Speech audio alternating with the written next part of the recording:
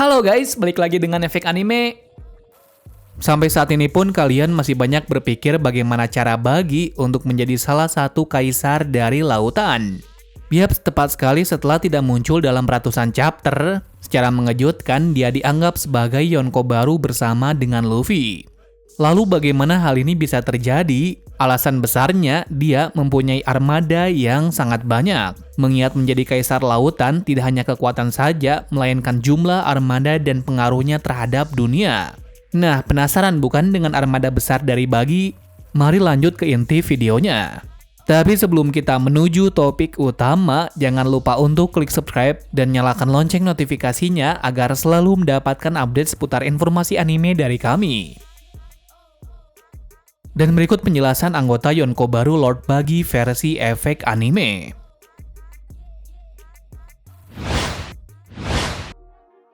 Seperti yang disinggung di awal cerita, karakter dari Bagi ini memang menjadi momok yang besar pada masa itu. Bagaimana tidak, dia adalah satu-satunya orang yang Luffy belum bisa kalahkan.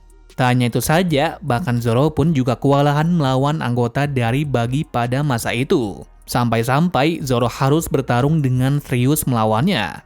Dari sini bisa kita simpulkan bahwa kekuatan di antara mereka saat itu terbilang tidak cukup jauh. Maka dari itu, jika Luffy menjadi salah satu kaisar, maka Bagi juga bisa menjadi kaisar. Pertanyaannya, apakah mungkin saat ini bajak laut Bagi memiliki kekuatan tempur seperti bajak laut topi jerami? Begini penjelasannya. Pertama, kita mulai dulu dari 3 trio monster dari bajak laut Bagi, yaitu Mr. Tree atau Galdino, Chabaji, dan Moji. Seperti yang kita tahu, mereka adalah panglima atau komandan dalam bajak laut Bagi, yang artinya mereka sangat tangguh. Kita perjelas dari Moji dulu. Moji dahulu kala adalah wakil kapten dari Bagi. Alasan Bagi memilihnya menjadi wakil kapten adalah kekuatannya, yang mana dia adalah penjinak hewan buas dan hewan kesayangannya yaitu Richie. Seperti yang kalian tahu, pada masa itu Luffy dan Zoro dibuat ketakutan dengan Richie karena dia menyerang dengan sangat brutal. Untungnya Luffy dan Zoro berhasil mengalahkannya. Jika dilihat dari sini, apakah kekuatan dari Moji dan Richie masih sama seperti dulu? Kami rasa tidak. Dengan selang time skip dan perjalanan mengarungi dunia baru, sudah dipastikan Moji sudah mendapatkan berbagai macam monster buas sebagai hewan peliharaannya. Entah seberapa banyak monster yang dimilikinya sekarang, namun yang pasti Moji yang dulu bukanlah Moji yang sekarang. Dengan dibarengi titel Yonko pada bajak laut ini, pastinya banyak anggota yang mau bergabung dengannya. Alasannya sudah pasti karena agar banyak orang bisa berlindung di naungan Yonko baru, dikarenakan era Yonko lama telah berakhir, yang artinya akan banyak sekali yang memilih bergabung dengan bajak laut baru seperti Bagi. Terus karakter kedua yaitu Chabaji. Komandan Yonko yang satu ini adalah pendekar hebat katanya. Entah kenapa Bagi menyebutnya seperti itu, tetapi setelah melihat gaya bertarungnya memang cukup lihai. Hal ini bisa terlihat dari Chabaji yang pernah berhadapan dengan Zoro. Secara mengejutkan, Chabaji ini bisa mengimbangi Zoro dalam gaya bertarungnya. Dia bisa mengimbangi Zoro dikarenakan dia menggunakan cara yang licik seperti menyerang di bagian yang terluka. Dan hal ini sudah lumrah dalam pertarungan antara bajak laut. Lalu bagaimana jadinya kekuatan dari Chabaji sekarang? Sudah pasti kekuatannya sudah berkembang sangat pesat, entah dari segi bertarungnya atau fisiknya. Tetapi satu hal yang pasti, kemungkinan hal yang paling menonjol darinya adalah kelicikannya. Meskipun hanya itu saja, tetapi bisa saja nanti dia menunjukkan kemampuan barunya setelah lama tidak muncul. Lanjut dari karakter ketiga.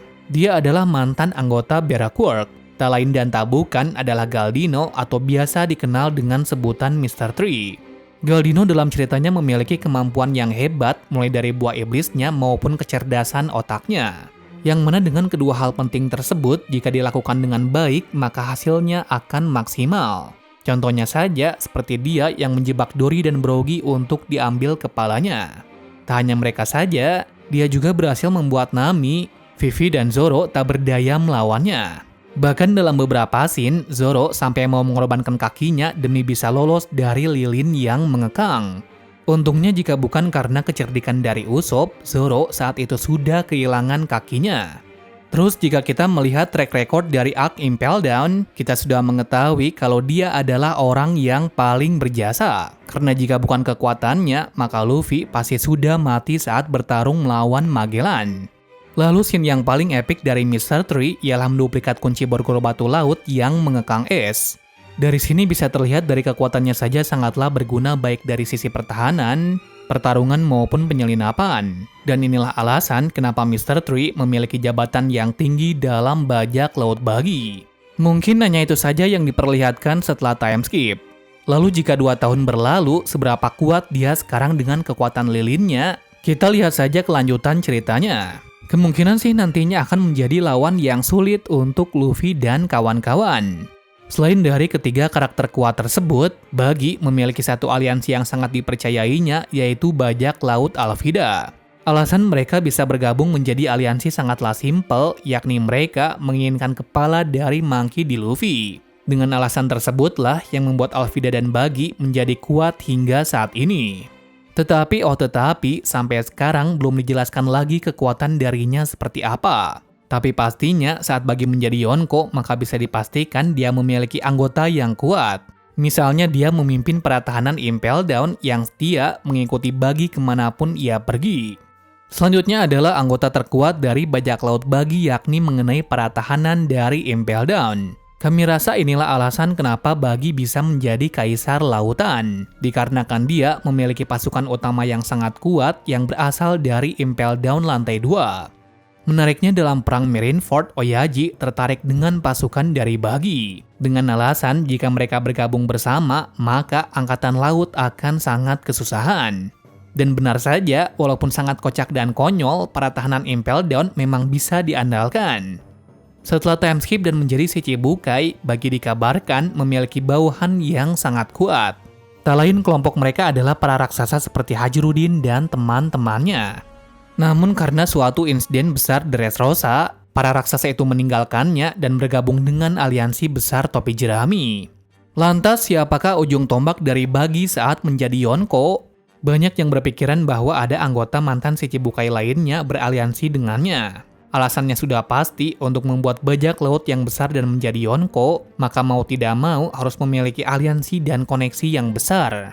Dan pada sisi Buggy sendiri, dia sudah mendapatkan koneksi yang luas setelah menggantikan Doflamingo. Dengan semua informasi yang ia dapat, dia bisa merekrut orang yang kuat-kuat pula, termasuk juga mantan Shichibukai. Entah benar atau tidaknya hal ini, tetapi teori ini memang sangat realistis. Bila kalian tahu, jika semua Shichibukai bergabung, maka yang terjadi adalah aliansi bajak laut tersebut sangatlah besar dan sangat kuat. Yang mana hal ini menjadi valid kenapa tidak ada angin dan hujan Buggy bisa menjadi seorang Yonko. Spekulasi kedua berkaitan dengan kedatangan Shanks ke Marijoa. Apakah ini ada hubungannya dengan Buggy? Bisa jadi iya, bisa jadi tidak. Kita ulas dulu tidaknya. Tidaknya di sini karena Shanks membicarakan tentang buah iblis dari Luffy kepada Gorosei. Selepas perbincangan itu dia meminta CP0 untuk membunuh Luffy apapun yang terjadi.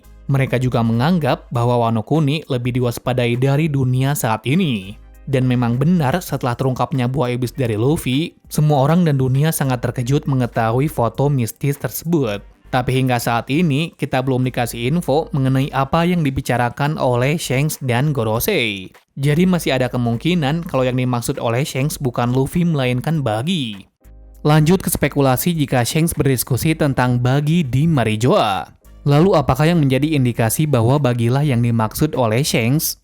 Alasan ini sebenarnya sudah sangat jelas dan terbilang masuk akal. Kenapa bisa begini? Dikarenakan Shanks dan Buggy sudah bersama sejak kecil. Yang mana bisa dipastikan Shanks mengetahui kekurangan dan kelemahan dari temannya itu tak terkecuali buah iblisnya itu yang sangat misterius.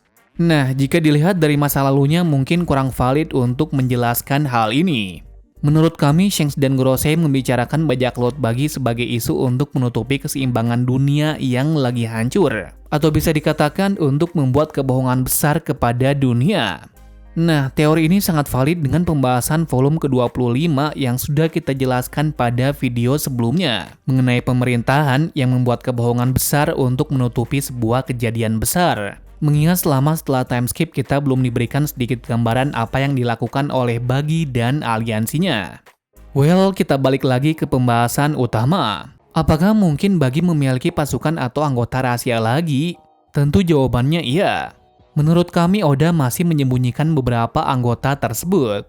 Jika tidak demikian, maka Buggy pasti memiliki harta yang sangat berharga di suatu tempat, yang mungkin membuat pemerintah dunia menjadi mewaspadainya. Sehingga dari itu pemerintah dunia menjuluki Buggy sebagai Yonko yang baru. Lantas apakah yang terjadi pada era Yonko yang baru ini? Yaps, pastinya juga tidak menyeramkan lagi. Dikarenakan dua di antara mereka, yaitu Luffy dan Buggy adalah pelawak dalam anime One Piece. Sementara Kurohige dan Shanks adalah sosok dari Yonko yang misterius dan sangat garang. Apakah perubahan besar-besaran ini akan membuat jalan cerita lebih menarik lagi? Tentu saja sangat menarik. Mengapa demikian? Karena tidak ada yang menyangka kalau Oda benar-benar membuat karakter Buggy menjadi Yonko. Padahal masih ada banyak sekali bajak laut kuat yang sangat cocok menyandang gelar tersebut seperti Katakuri. Sampai sini dulu saja pembahasannya, mengingat chapter One Piece terbaru masih lama rilisnya. Jadi kita harus menunggu lebih lama lagi untuk mendapatkan jawabannya. Terima kasih sudah menonton video ini dan sampai jumpa di video selanjutnya.